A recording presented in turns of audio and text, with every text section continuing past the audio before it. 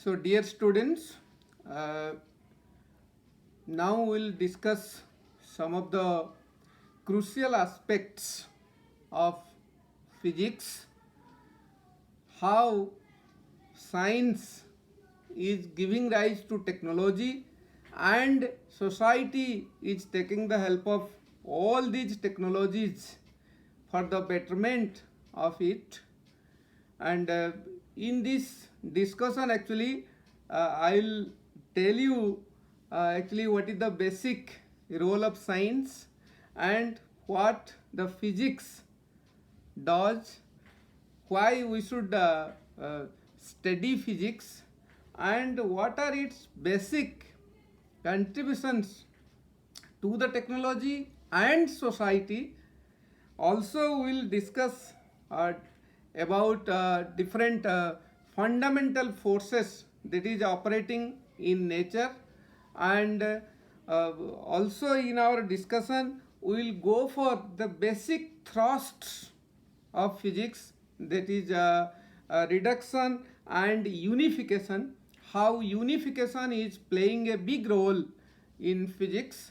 So to start with, let me tell you that science is actually a very systematic attempt to understand natural phenomena in as much detail and depth as possible and use the knowledge so gained to predict, modify, and control phenomena. Whatever is happening in the nature in and around us, the scientists, the science lovers, the workers of science, they are actually trying to control that phenomena, trying to modify the phenomena. In some cases, they are also trying to eliminate whatever course is happening to this society. So basically, science is there for the betterment of humankind. Science is helping the society for its betterment. So if I go to scientific method, actually scientific methods involve very systematic observation and controlled experiments. They go for qualitative and quantitative experiments, data-based experiments. Also, the scientific approach goes for a prediction, verification, sometimes falsification of the theories. So after a lot of debate, argument, counter argument, okay, a theory come to the society, and ultimately that theory is used in technology, which in reality helps the society for its betterment. So if we divide the disciplines of science, basically we will get the natural science and so to say your applied science. In natural science, we have physics, chemistry, biology mostly. If we divide this science to this natural and so to say applied science, natural science and applied science, actually physics comes under this natural science. Physics, chemistry, biology, these are the basic branches of natural science. In applied science, we have electronics, computer science, then nowadays very popular the information practices, IP, biotechnology, very popular. So these are the applied science branches. Here we have physics, chemistry, biology as natural science branches. So in natural science, actually physics has a very big role to play. Physics deals with all the natural phenomena that is happening in and around us, and to understand all these natural phenomena, always physics says that you ask these three questions: what, how, and why. While proceeding forward, uh, just ask these three questions to yourself or to the scientific community, and once you are getting the answer of these questions, that is actually physics. Okay, so whatever natural phenomena is taking place, suppose a earthquake has happened, first question comes what has happened, next comes how this has happened, what has happened in reality so that we got a earthquake, and the very last question is uh, the most typical one, that is why this has happened.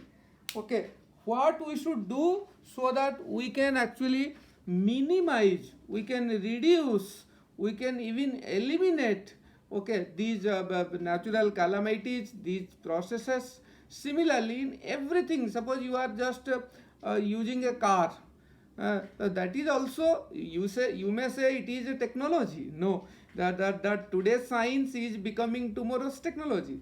So science has actually developed this technology. Though people, those who are using car, they are saying, no, what is the science is doing for this? No, the basic things in all the technological operations, okay, is science actually. I am giving another example. We are using a refrigerator. There also the principles of thermodynamics is applied. We are using silicon chip. So that silicon chip, people say this is a technology. Or if you go to its base, you will find the basic science, basic physics involved in the development of that semiconductor, and later on it is becoming a chip.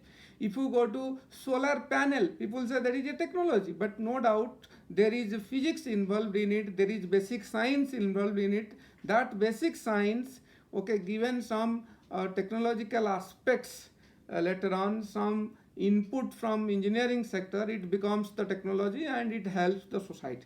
So in a nutshell, if I'll say, then I'll say that physics, or you say the basic science or natural science, is playing a big role in contributing to the society, in developing the technology that is used today. Now see, when we develop the concepts, when we proceed in physics, actually we find two major thrusts. So these are the two major thrusts in physics. So they are, one is unification, and the second one is, that is reductionism or reduction. Unification means uh, the two concepts we will unite. For example, electricity and united with magnetism.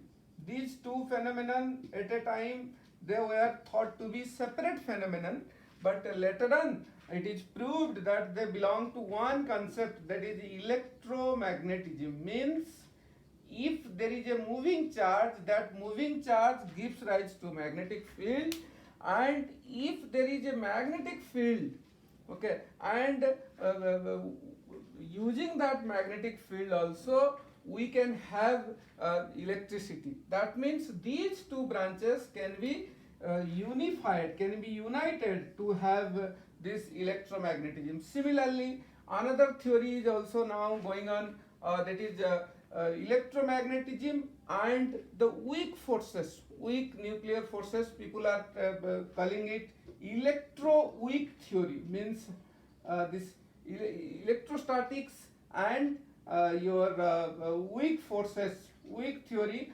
the unification is becoming, so electrostatics plus this weak forces becoming electro-weak theory. That means this particular branch, this particular idea of physics is saying that the similar concepts, similar theories can be united, can be combined into a particular branch, that is called unification. Now, what is reductionism? See, reductionism means actually by describing the properties of a bigger, or you can say bigger composition from the properties of its constituent simpler parts. Means we will be talking about a bigger system from the properties of smaller things. That means, suppose we will talk of thermodynamics. Okay, when we talk of thermodynamics, so it is a very big branch of physics.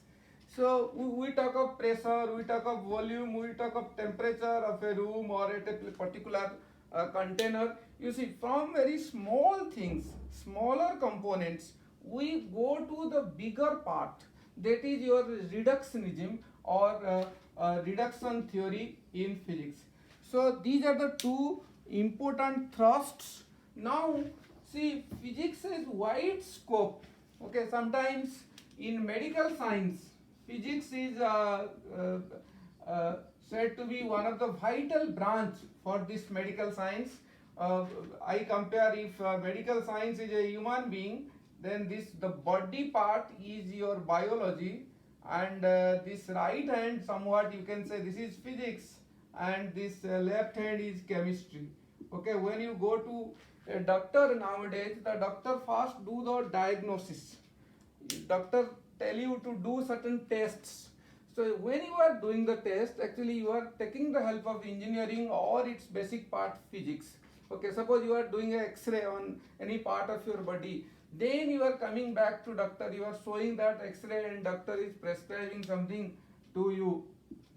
So then doctor is giving some drugs or some medicines to you, that is chemistry is playing a big role, and the doctor can do all these if he has the knowledge of biology. So my point here is that physics is helping a big way for the development of medical science. Similarly, if you go to any branch of engineering, its base is physics. So based on physics, taking the basic laws, basic principles of physics, all the engineering ideas, all the technologies are actually developed.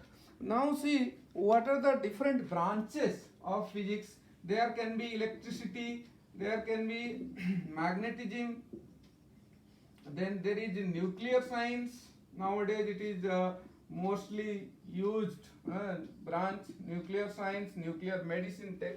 Uh, so we have also electronics, though it has established itself as a separate branch, still it is an important branch of physics. We have our optics part, something related to light. Optics is a very crucial branch of physics. A lot of research is going on this optics part. Also, we have this particularly the mechanics part, classical mechanics, or you can say quantum mechanics. So physics mostly is having these vital parts, vital branches of it. All the branches have wide implications in today's time. In all cases, there is vast scope for the research and development, because the principles, the theories that are developed in physics is actually used in technology to have a better society, to help the society. These are all developed. Now let us go to the fundamental forces, fundamental forces of nature, fundamental forces of nature. So force is everything for this nature to be intact. Because of force I could able to hold this. Because of force, okay, there is actually attraction, there is repulsion between the bodies. So if you go to the forces, basically there are four fundamental forces. The very first one is gravitational force. The gravitational force, this actually acts between any two masses in this universe. If there are two masses, m1 and m2, and distance between them is r, so there is a attractive force between these two. Any two masses, that means there is force of attraction between me and this board, there is force of attraction between me and moon, there is force of attraction between moon and sun. But in case of heavy bodies, mostly this force is being observable. Okay, like when I drop this, this is being attracted towards the center of earth actually. So earth is one of the biggest, very big body. So in that case we could feel the force, because the formula to calculate this force is like this. When one of the mass becomes very large, then this force becomes prominent and we could feel it. Okay, this is the attractive force that acts between any two masses in this universe. And this capital G that I have used here, or that is a universal constant, so that does not depend on the medium that is kept between the masses. The second fundamental force is electromagnetic force. In short, I write EM force, electromagnetic force. That means this has actually two parts, electrostatic force and magnetic force. So if I go to electrostatic force, this is actually force between two charges. If there are two charges and distance between them is some r, then the force will be equal to some constant q1 q2 by r square. So this constant actually is slight different to that previous constant capital G. So capital G is a universal constant, but this K is not a universal constant. This depends on the medium between the two charges. So we will have maximum force between the charges if they are kept in vacuum. Okay, and secondly, the moving charge gives rise to a magnetic field. So in a magnetic field, if you move another charge, the magnetic field will also apply a force on that charge.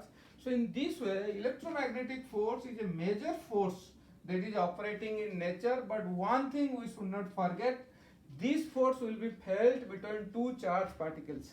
Mostly in nature, we are having neutral particles. So we do not see this in day-to-day life most often. But if we take charged particles, then this will be there, and this force, electrostatic force, is much greater. This is roughly 10 to the power 36 times than gravitational force. So gravitational force is the weakest force, but this electrostatic force is a very strong force, so to say. So now let us go to the third fundamental force. That third one is strong nuclear force. Strong nuclear force. Strong nuclear force. Actually, this force is responsible for binding the nucleons together. What are nucleons? Means the protons can be said to be nucleons, the neutrons can be said to be nucleons. Just think of any nucleus. Okay, suppose we will take nucleus of carbon atom. Okay, inside carbon atom, you all know that there are 6 protons, 6 neutrons. I am talking about a stable carbon atom, carbon 612. So neutrons are chargeless, protons are positively charged. Now the question comes, how these positively charged particles are inside a nucleus, which is means a very small space, that nucleus. So you know there is repulsion between the positive charges, so nucleus should not exist. So then the research said no. So there is a strong nuclear force between this proton proton, proton neutron, and neutron neutron inside the nucleus that is actually responsible for holding the nucleons together, and that makes the stability of the nucleus. This strong nuclear force, actually this is the strongest force in nature. This force is the strongest force, strongest fundamental force. But the problem is, this is a short range force. Short range force means this force is felt only when the nucleons are at a distance of 10 to the power minus 15 meter. Means suppose I will keep one proton here and another proton here, if distance between them is 1 cm, and if I will ask a question in this case, which force will be maximum? Gravitational force, electrostatic force, strong nuclear force. Though strong nuclear force is the strongest force, but in this case this electrostatic force will be maximum between these two protons, because this strong nuclear force will not exist here. This condition, it is not satisfying. So we cannot feel this strong nuclear force in outside the nucleus. Similarly, the fourth one, that is our weak nuclear force. That weak nuclear force, actually this force is responsible for a radioactive decay, that is called beta decay. Weak nuclear force, that is called beta decay. Actually beta decay means decay of electron or positron from nucleus of an atom.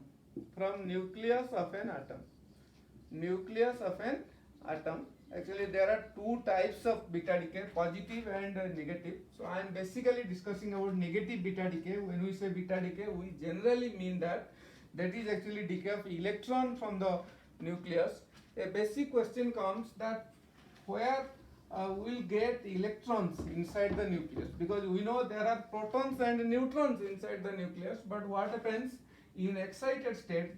Suppose we have a carbon atom like this, 614, this excited state, it gives rise to 714 plus a alpha particle, plus a beta particle, and another anti-neutrino. This is anti-neutrino.